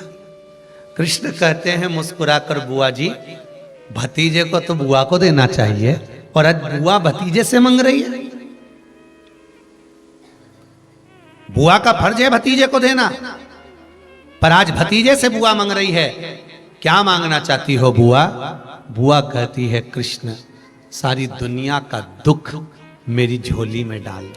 एक कृष्ण सारी दुनिया का दुख मेरी झोली में डाल। कृष्ण रथ से नीचे उतरे और उतरकर बुआ के चरणों के पास बैठकर बोले, बुआ तू ये दुख क्यों मांग रही है? बुआ कहती है, सुख में तू अगर द्वारका चले जाता है तो वो दुख भला, जिस दुख में तू मेरे साथ तो खड़ा है, मुझे वो दुख ही अच्छा लगेगा। तू साथ तो रहे बस में। बहुत ध्यान देना महाराज, जब लोग आपकी बुराई करें, निंदा करें, चुगली करें, आप शब्द बोले, ताने पर ताने दे, गाली पर गाली दे, आड़ा टेढ़ा बोलना चालू कर दे, समझ लेना मेरा देव अधिदेव महादेव तुम्हारे साथ में चल रहा है, कदम से कदम मिलाकर। पूरी दुनिया लग जाती है एक व्यक्ति को नीचे गिराने, पूरी दुनिया लग जाती है एक व्यक्ति को नीचे गिराने में। विद्वान से विद्वान, बड़े से बड़े लग जाते हैं पीछे एक व्यक्ति को नीचे गिराने में, तब कोई साथ नहीं देता। मेरा वो काशी का विश्वनाथ और उज्जैनी का महाकाल सामने आकर खड़ा हो जाता है कि हारने नहीं दूंगा तुझे, चिंता मत कर। पूरी दुनिया लगी रहती है एक व्यक्ति को नीचे गिराने में, पर दुनिया वालों को यह नहीं मालूम पड़ता कि तुम उसको गिराने का प्रयास कर रहे हो और महादेव उसको उठाने का प्रयास कर रहे हैं। मेरा काशी विश्वनाथ ने हाथ पकड़ रखा है, मेरी उज्जैनी नरीश ने, मेरे महाकाल ने, मेरे कुबेरेश्वर महादेव ने, मेरे सोमनाथ मल्लिकार्जुन भीमा शंकर ने, कहीं भगवान ने उसका हाथ पकड़कर लग जाए दुनिया। दुख में परमात्मा साथ, और शिव का चक्र साधारण नहीं है। कल कथा में कहा था कि एक भक्त ने शंकर का एक चक्र बनाकर भेजा है। एक भारत की भूमि पर एक नक्शा बना है, उस भारत की भूमि के नक्शे पर उसने बनाकर भेजा है कि यहाँ केदारनाथ, यहाँ रामेश्वरम, यहाँ मल्लिकार्जुन, यहाँ महाकाल, यहाँ भीमा शंकर। मैं चाहूंगा आस्था चैनल वालों से कि वो उसने बनाकर भेजा कि वहां से चक्र चालू हुआ, चलता चलता भारत की भूमि पे जिस प्रदेश में जो भगवान विराजमान है वहां उसने स्थान दिया, और स्थान देने के बाद में आखिरी में लाकर कुबेरेश्वर धाम पर उस बिंदु को छोड़ दिया कि कुबेरेश्वर धाम मध्य प्रदेश के उस मध्य में सीहोर के नजदीक में कहां विराजमान है, वो बिंदु पर लाकर छोड़ दिया कि यहाँ है ये कुबेरेश्वर धाम, अर्थात केंद्र पर लाकर छोड़ दिया कि 12 ज्योतिर्लिंग का मध्य कुबेरेश्वर धाम को मैं कहूंगा दर्शन कराएं एक बार टीवी पर, कि उस बच्चे ने जो बनाकर भेजा कि ये गुरुजी ये पूरा 12 ज्योतिर्लिंग और यहाँ है ये कुबेरेश्वर। मतलब शंकर ने निश्चित कर रखा था कि मुझे इस भूमि पर, इस जगह, इस स्थान पर मुझे बैठना है और दुनिया के दुख हरना है, ये शिव निश्चित कर चुके थे। उसमें ना तो कोई प्रदीप मिश्रा है और ना जितने आप, कोई नहीं, यहां तो बस शंकर को निश्चित करना था, शिव। और इसीलिए मैं आप सबको कहते हैं, हम तो बार बार कहते हैं, आप अगर 1 रुपया भी गौ माता को दिए हैं, 1 रुपया भी आपने अगर शिव मंदिर में लगाया है, कुबेर भंडारी में अगर आपका धन लगा है, तो हम तो कहेंगे ये शंकर ने निश्चित कर रखा था कि आपका धन इस जगह पर लगे और आपका जीवन सार्थक। कहीं भगवान शिव जोड़ कर रखे हैं, या शिव के सिवा कुछ भी नहीं। पहले भी कथा में कहा, कथा वाचने वाला शंकर, कथा सुनने वाला शंकर, और ये जजमान चाहे गुप्ता परिवार हो, चाहे मंगल परिवार हो, चाहे शर्मा परिवार हो। ये यजमान भी यजमान नहीं, स्वयं शिव ही कथा करवा रहे, स्वयं शिव, कोई दूसरा नहीं।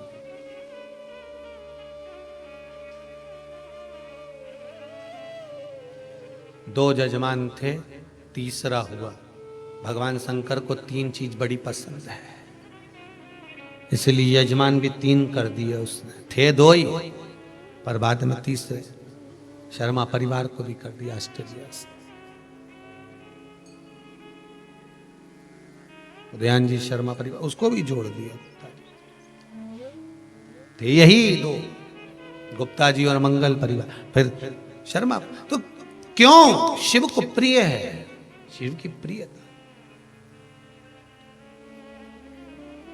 महाराज, गंगा मैया रो रही है, आंखों से नीर बह रहा है। शिव जी करे क्यों रो रही हो गंगा, किस लिए? पार्वती आपकी अर्धांगिनी बन गई और मैं रह गई। भगवान कहते हैं कभी हिम्मत मत हारना, जीवन में कभी हारना मत। लोहे की राड को कीमत बढ़ाना है तो कील और स्प्रिंग बनाना पड़ेगा, तेरी कीमत बढ़ेगी तब तू चिंता मत कर। ये मेरी अर्धांगिनी बनकर बाजू में बैठेगी, पास में बैठेगी, बाम भाग विराजमान होगी, पर तू चिंता मत कर। तूने इतना तप साधना करी है कि मैं तुझे सिर पर धारण करूंगा। पार्वती मैया उठ के खड़ी हुई।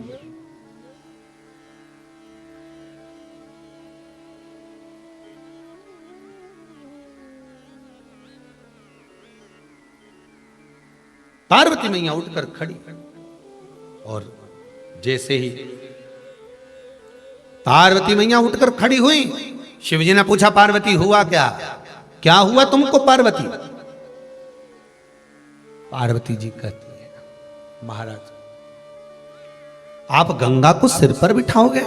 शिव कहते हैं उसकी तप साधना आपकी तप साधना से ज्यादा है। अगर कोई अच्छा पद आपको प्राप्त हुआ है, अगर आप मथुरा, वृंदावन, गोकुल, बरसाना, काशी, उज्जैनी, ओमकारेश्वर, भीमाशंकर, केदारेश्वर, अगर आप पूरे घर के लोग साथ रह रहे हैं, 4 भाई का, 5 भाई का परिवार, 6 भाई का परिवार, 8 भाई का परिवार, 10 भाई का परिवार है, और परिवार में से अगर एक व्यक्ति नर्मदा नहाने जा रहा है, एक व्यक्ति गंगा नहाने जा रहा है, एक व्यक्ति अगर कहीं तीर्थ जा रहा है, तो ये उसके पूर्व का पुण्य है, पूर्व का पुण्य है।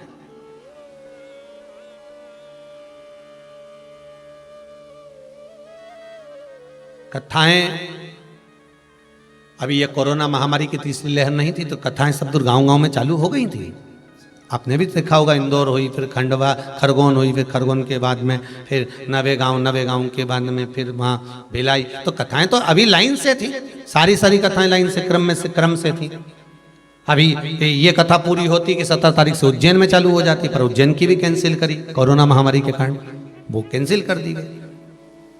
और वो कैंसिल करी तो जो ऑनलाइन जजमान हैं, जिन जिन के मन थे कि हमको ऑनलाइन कथा करवाना है, हमें ऑनलाइन, तो वो नहीं आ सकते थे, तो उन्होंने ऑनलाइन, जो बड़े रूप में पंडालों में नहीं करा सकते थे, नहीं व्यवस्था कर सकते थे, उन्होंने कहा ऑनलाइन कर दो। तो ऑनलाइन जिनको कथा मिली, आप मानेंगे नहीं, इतने प्रसन्न हो गए, इतने प्रसन्न हो गए कि भोलेनाथ जी ने करुणा कर दी, हमारे ऊपर कृपा करी, इसलिए ये तीसरी लहर लाकर हमारी कथा ऑनलाइन करा दी। तो ये केवल शिव कर सकता, दूसरा कोई नहीं। आप तो रजिस्टर में नाम चढ़ाकर चले गए थे कि हमारी ऑनलाइन, हमारी ऑनलाइन, हमारी ऑनलाइन। आप मानेंगे नहीं, कभी ऑफिस में जाकर आप दर्शन करेंगे तो लगभग 100 से 125 लोगों के नाम है ऑनलाइन कथा के, कि हमको ऑनलाइन कथा दे देना, कभी भी दे देना, पर दे देना। हम बड़ा पंडाल नहीं खींच सकते, हम व्यवस्थाएं बड़ी कैसे करेंगे इतनी पब्लिक को। अब आजकल कथाओं में भी तो मना करो तो भी तो राम जी चले आ गए।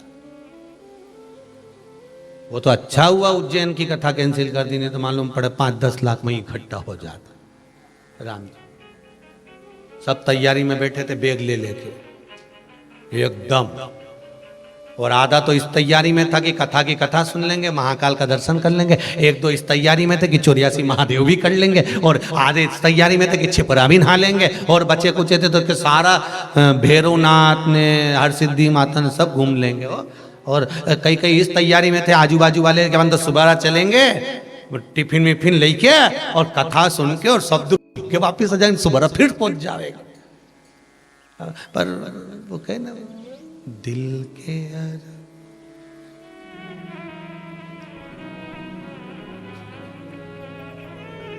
सब धरे की धरे, पर इसमें बाबा की कुछ कृपा होगी, इसमें बाबा की कुछ कृपा होगी।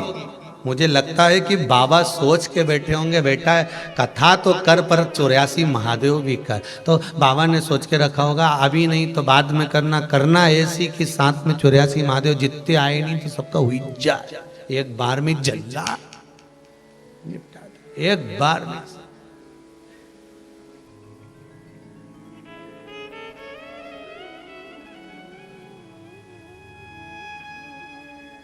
शिव कृपा है।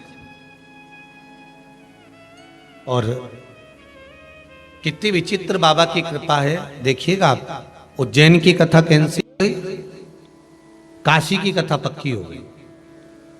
अब काशी वाले बोले कि कथा, तो कहा एक काम करो आप अक्टूबर नवंबर में जो ऑनलाइन थी उसको इधर उधर कर, सिर्फ काशी एक ज्योतिर्लिंग में हो जाएगी, बाबा सुन लेंगे, आनंद पा लेंगे।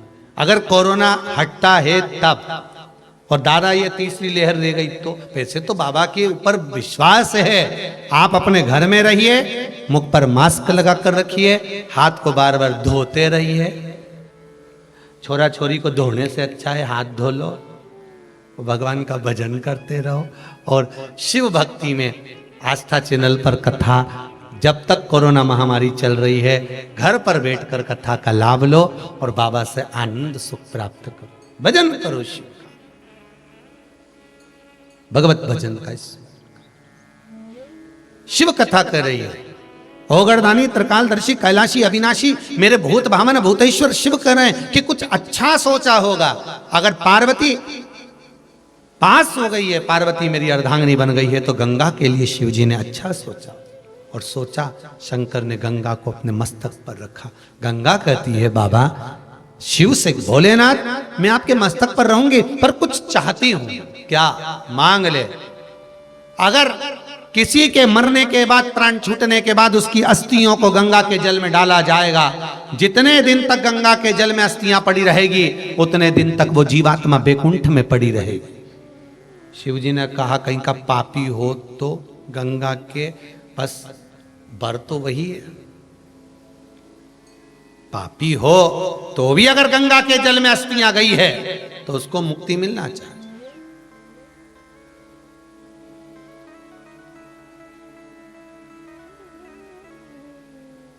कहते हैं विष्णु पुराण कल्याण का गंगा अंग, भागीरथी गंगा अंग में लिखा है, एक बार गंगा में अगर डुबकी लगा ली है हृदय से, मन से, एक बार अगर गंगा में डुबकी लगा ली है मन से, हृदय से, चित्त से, तो कहते हैं जब तक व्यक्ति के प्राण छूटते हैं तब तक वो गंगा का जल उसके शरीर से लगा ही रहता है, वो अंतिम बिंदु तक लगा रहता है। मरने के बाद घर के लोग लोटा में भर के ले जाएं, खास खास अस्थियों को, कोई पूरी तो अस्थि ले ही नहीं जा सकते, इतनी सारी कौन ले जाए, तो वो अम्मा के दांत, उंगली, एक आध खोपड़िया, ऐसी 4, 6, 8 अस्थियां ढूंढ के झोली में भर के फिर लेके जाए गंगा। उससे अच्छा है पूरी अस्थि ले जाओ, पूरी ये शरीर संपूर्ण जीते जी गंगा का स्नान हो जाए। और आप लोगों को बड़ी साधुवाद था, धन्यवाद। ये मानसरोवर शिव महापुराण की कथा सुन रहे हो, मानसरोवर शिव पुराण की कथा है। इस साधारण मानसरोवर में तो वहां चीन पहुंचोगे कब नहाओगे, पर यह पक्का है कि मानसरोवर शिव महापुराण की कथा सुन रहे हो। जिन जिन कुंडों का, जिन जिन नदियों का, जिन जिन तालाबों का, जिन जिन सरोवरों का नाम लिया जा रहा है, समझ लो उस सरोवर में तुम स्नान कर रहे हो बैठकर, और पूरा मकर का स्नान आप उसी सरोवर में करते जा रहे हो। मकर संक्रांति तुम्हारी 4-5 दिन से चालू हो गई। वैसे तो 5 दिन पहले से तुमने लड्डू खाना भी चालू कर दिया होगा, ऐसा नहीं कि मकर संक्रांति पे ही खाओगे। दिल्ली की गजक तो ना जाने कितनी बार निपटा गए अभी तक। तो ये तुम वो चालू हो गया स्नान मकर का। अब जितने लोग भी आस्था चैनल पर कथा सुन रहे हो, मोबाइल पर सुन रहे हो, तो वो भी कह सकते हैं। कोई पूछे क्यों कहाँ गई थी, तो कहना आज गंगा नहा रही थी। इससे पहले कुंडेश्वर महादेव, उसके पहले धन्वंतरी को, फिर ज्ञानवापी के दिन आज खूब नहाई सा गंगा, सिर पर मस्तक पर शिवजी के बैठी। पार्वती को क्रोध आ गया, क्रोध आया और पार्वती मैया क्रोध में आकर आंख से अश्रु गिराती हुई फिर तप में लीन हो, फिर तप साधना करने लगी।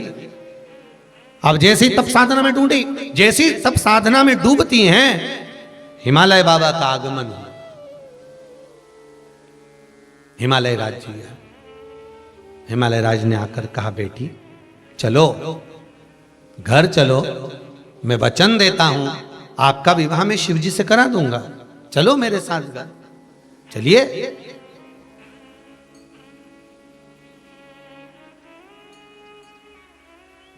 पार्वती मैया ने डबल से एक स्थान पर बैठकर जब तप किया, पार्वती के उस तप करने से शरीर से बिंदु प्रकट हुआ, उस बिंदु से एक कुंड प्रकट हुआ जिसका नाम गौरी कुंड हुआ। कौन सा कुंड है? गौरी। ये वो गौरी कुंड नहीं है जो केदारनाथ जी जाते हैं। पार्वती जी ने तप कहां करा था? हिमालय राज का जहां राज्य क्षेत्र था, और हिमालय राज के राज्य क्षेत्र में जहां मैनावती अपने क्षेत्र में निवास करती थी, उसके मध्य में नाना और पिता का घर, नाना और दादा के घर के मध्य में हिमालय राज के उस हिमाचल प्रदेश के सुंदर आनंद में गौरी कुंड, एक गौरी कुंड आता है। केदारनाथ जी जाते हैं तो नीचे पड़ता गौरी कुंड, उसके बाद में केदारनाथ जी की यात्रा होती है, वो उत्तराखंड में। एक हिमाचल प्रदेश में गौरी कुंड। जब हम मणि महेश जाते हैं तब पड़ता। कहाँ जाते हैं? मणि महेश। वैसे तो उम्मीद है जितने लोग आस्था पर कथा सुन रहे हैं उनमें से कई लोग मणि महेश होकर आए होंगे, और जितने हरियाणा पंजाब दिल्ली वाले क्षेत्र के लोग होंगे वो तो कई बार होकर आए होंगे। मणि महेश चीन के अंदर, चाइना के अंतर्गत हमारा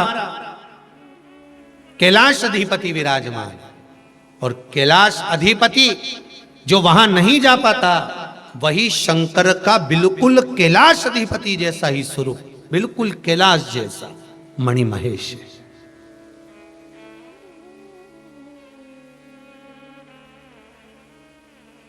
जहां पर भगवान शंकर ने पार्वती जी को और गंगा को समझाया है।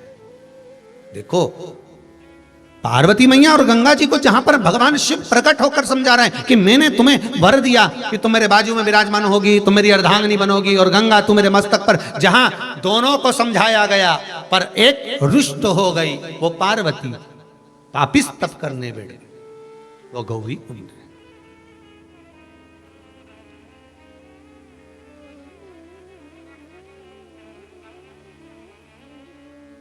महाराज उस गौरी कुंड के पास, गौरी कुंड में मां पार्वती को भगवान हिमालय राज समझाने के लिए आए। चलो चलो तुम वापिस चलो, चलो। एक गौरी कुंड वहां भी है, केदारनाथ जी के पास, उसका भी महत्व है महाराज।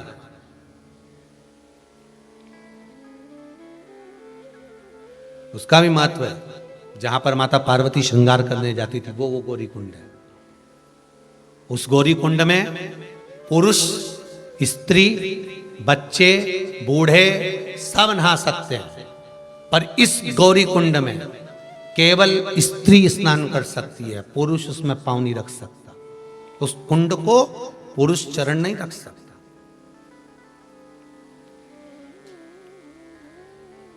जो मणि महेश के पास में गौरी कुंड है, जहां से मणि महेश मात्र 1 किलोमीटर 6 किलोमीटर की दूरी पर, 1 या 5 किलोमीटर के अंतर्गत मणि महेश रह जाते होंगे वहां से, ज्यादा से ज्यादा। शास्त्रों में तो कुछ दूरी लिखी है, कुछ दूरी, तो अपन ये मान के चलो कि कुछ दूरी में ज्यादा से ज्यादा 4 किलोमीटर, 2 किलोमीटर, 5 किलोमीटर, 1 किलोमीटर होगा। अब उसको अगर कहीं देखेंगे, उस पर सर्च करेंगे, क्या बोलते हैं उसको, नेट पे, तो पता करेंगे कि ये गौरी कुंड कहाँ और गौरी कुंड से मणि महेश कितनी दूर, तो वो निकालेंगे, बाद में सोचेंगे। पर पुराणों के अनुसार गौरी कुंड से कुछ दूरी पर मणि महेश, अर्थात भगवान शिव उनको समझा रहे।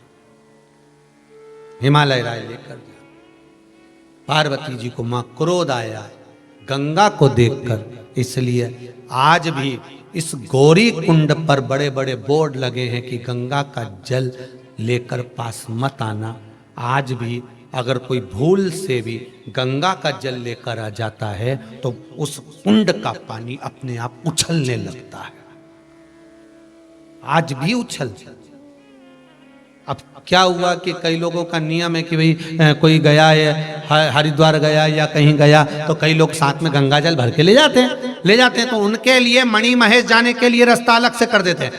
कई दूरों से, कम से कम 2-2, 4-4, 5-5 किलोमीटर दूरी से एक रास्ता अलग से निकाल दिया जाता है कि आप मणि महेश दर्शन करने जाओ, गंगा जल लेकर जाओ, मना नहीं, पर गौरी कुंड के पास में नहीं आओगे, क्योंकि ये गौरी कुंड, इस गौरी कुंड के पास जल आया गंगा का, और गंगा का जल आते ही ये उछल पड़ेगा, पार्वती का क्रोध उछल जाएगा।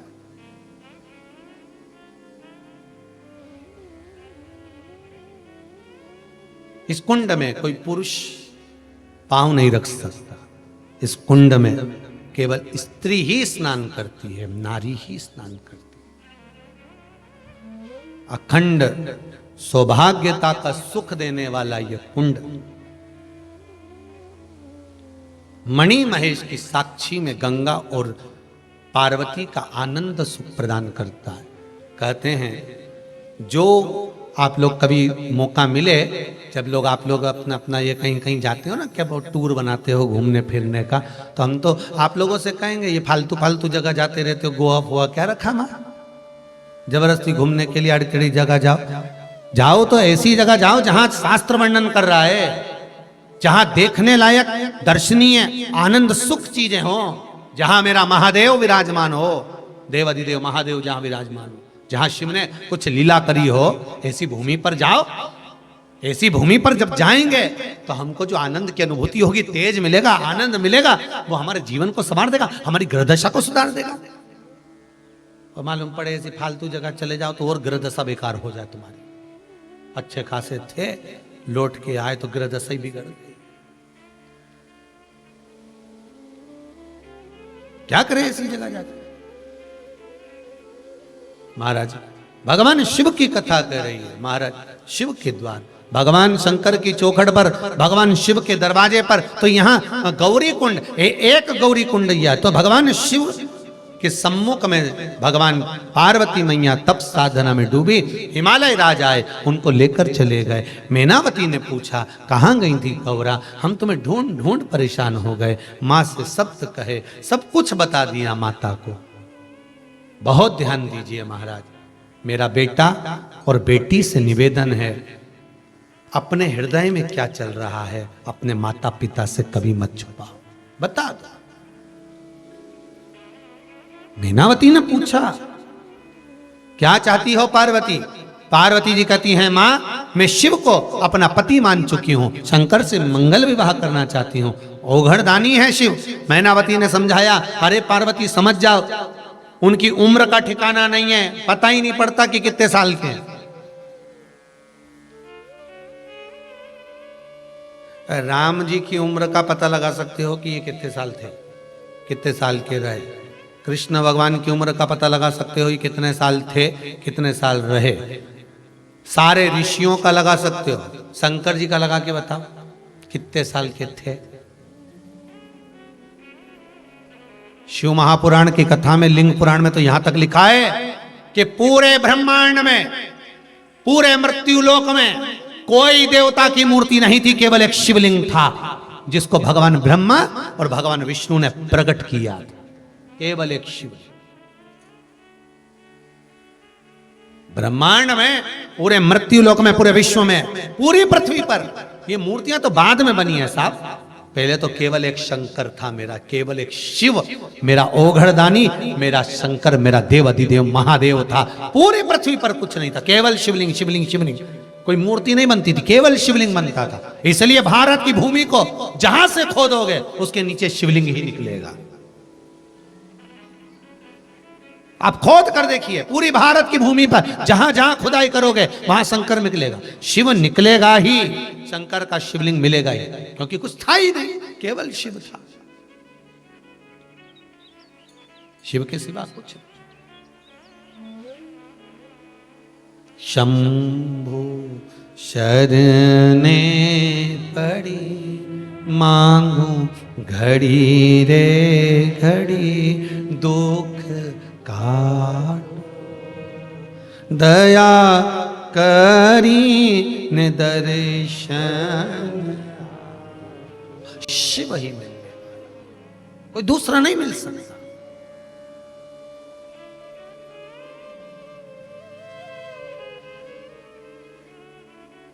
केवल एक शंभु, केवल एक शंभु।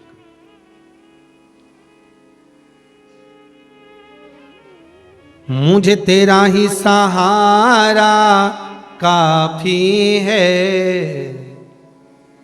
भोलेनाथ सहारा काफी।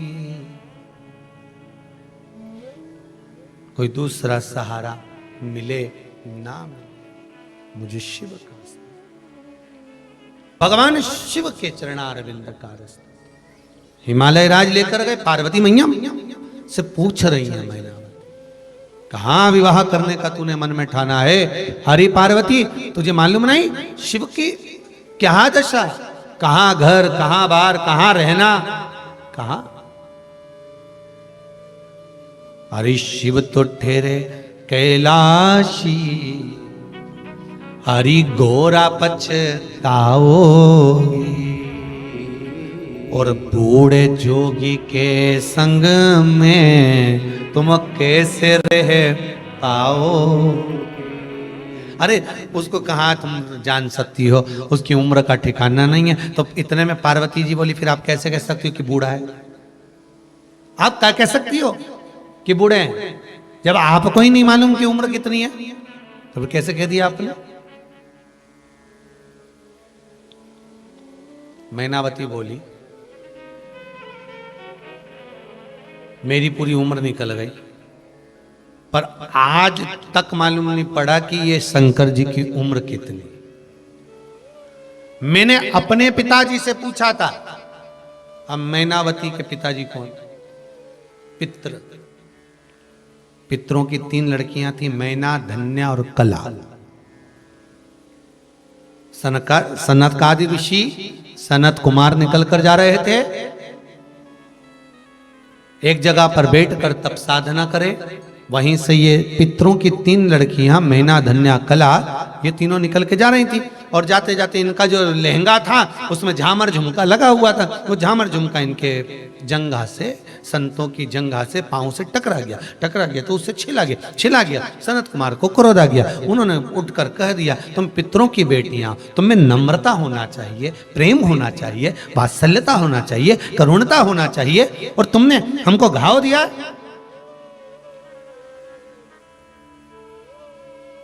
हम श्राप देते हैं तुम तीनों को, पितृलोक छोड़कर मृत्युलोक में जाओ। तो मैना, धन्या, सुनैना बनी, कला, कीर्ति बनी, तीनों चरण पकड़ लिए सनकादि ऋषियों के, क्षमा करो क्षमा करो क्षमा करो। संत संत होते, गुरुजन गुरुजन होते, साधु गुरु सन्यासी तपस्वी साधक उपासक ब्राह्मण जन, ये जितने साधु सन्यासी तपस्वी साधक जो होते हैं ना, ये श्राप भी दे देते, गुस्सा भी करते और नम्र भी हो जाते। ठीक है, तुम तीनों की गोद में 3 देवियां खेलेंगी, जगत का कल्याण करेंगी। मैना की गोद में पार्वती जी, धन्या सुनैना बनेगी जिनकी गोद में सीता जी, कला कीर्ति बनेगी जिनकी गोद में राधा जी खेलेंगे। ये तीनों को वर दे दिया, ये तीनों तुम्हारा उद्धार कर देंगे।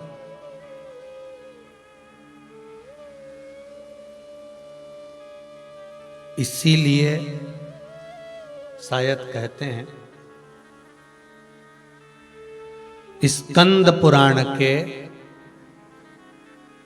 माहेश्वर खंड में वर्णन आता है, 23वें अध्याय में लिखा है कि एक बेटी 10 बेटों के बराबर होती है। स्कंद पुराण के माहेश्वर खंड में लिखा है, एक बेटी 10 बेटों के बराबर होती है। अब अंदाजा लगाइए, मैनावती मृत्यु लोक में आई, उनके घर में पार्वती जी का जन्म हुआ, पार्वती शिव जी को भी आई। तो विचार करना, उस मैनावती ने अपने कुल को तारा के नहीं चारा, मायके का भी तार दिया और ससुराल का भी तार दिया। आज अगर ये तीनों शर्मा परिवार, गुप्ता परिवार, मंगल परिवार कथा करा रहे हैं और अर्धांगनियां इनके पास में बैठी हैं, धर्मपत्नियां बैठी हैं, तो ये केवल एक ससुराल का कुल नहीं तार रही हैं। अगर ये कथा श्रवण कर रही हैं और माताएं जितनी इस भारत की भूमि पर, जितने लोग चाहे भारत की भूमि पर सुने, देश में सुने, विदेश में सुने, जहां बैठकर माताएं अगर इस शिव महापुराण की कथा को सुन रही हैं और माताएं अगर भगवान का भजन कर रही हैं, तो वो एक कुल को नहीं तार रही, वो एक कुल को नहीं तार रही, वो दोनों कुल को तार, दोनों कुल, मायके का भी ससुराल। एक बेटी 10 बेटों के बराबर, एक बेटी। महाराज मैनावती ने कहा, पार्वती मैं तुझसे कहूं एक बात। हाँ मां, शिव के साथ तू विवाह तो कर लेगी, पर यहां तेरा राजसी ठाट है मैना, कह रही है पार्वती, वहां हो सकता है ये राजसी ठाट तुझे प्राप्त ना हो सकता है ये राजसी ठाट तुझे मां प्राप्त ना हो। मां, इस ललाट पर जो लिखा है उसे कोई टाल नहीं सका। पिछले वर्ष कोरोना महामारी में ना जाने कितने लोग चले गए, शांत हो गए। उनके यहाँ से कोई आता है तो कहते हैं गुरुजी हमने कौन सा पाप करा था, हमने तो किसी का बुरा नहीं करा, फिर क्यों इनका साथ छूट गया, क्या हो गया था ऐसा गुरुदेव, ऐसा क्यों हो गया, ऐसा किस कारण हो गया। आपने कुछ नहीं करा, पर जिसकी जितनी लिखी है, जितनी लिखी है और जैसी लिखी है वैसे की वैसे ही उसको जाना। 7 ताले में बंद कर दिया था राजा परीक्षित को, तक्षक नाग डसने आएगा बंद कर कर रख दिया, पर लिखी थी एक गिलास की पैंदी में तक्षक नाग चिपक कर चले गया था और डसा। मृत्यु अगर लिखी है आएगी, फिर आपकी मर्जी, आप उसको कोई ताला भी लगाए चाहे कूंची भी लगाए, फिर तो आएगा बुलावा तो जाना भी पड़ेगा। कोई कितना ही करे फिर जाना तो है, निश्चितता है, निश्चित। महाराज माँ ने समझाया, नहीं मानी। फिर मंगल विवाह शिव जी का पार्वती के साथ हुआ। माता पार्वती के आनंद भाव के बाद जब कैलाश पर पहुंची हैं, देखो पार्वती और शिव जी के विवाह के उस क्रम में भी एक कुंड का निर्माण हुआ, नहीं 5 कुंड का निर्माण हुआ। वो कथा भी बड़ी विस्तार से है, उस कथा को कल लेंगे। और कल मकर संक्रांति का भाव भी रहेगा, श्रवण करेंगे तिल्ली की महत्वता और उस तिल के साथ में दान की महत्वता। और बाबा ने कृपा करी है, विश्वनाथ शंभू ने आपको भी इस पावन मकर संक्रांति के अवसर पर शिव महापुराण की कथा श्रवण कर रहे हो। खूब दोनों हाथों से दान पुण्य संकीर्तन भजन कीर्तन करो, जिससे बाबा आपको हर तरह से बचा कर रखे जीवन में और सुख का अनुभव कराए। माता पार्वती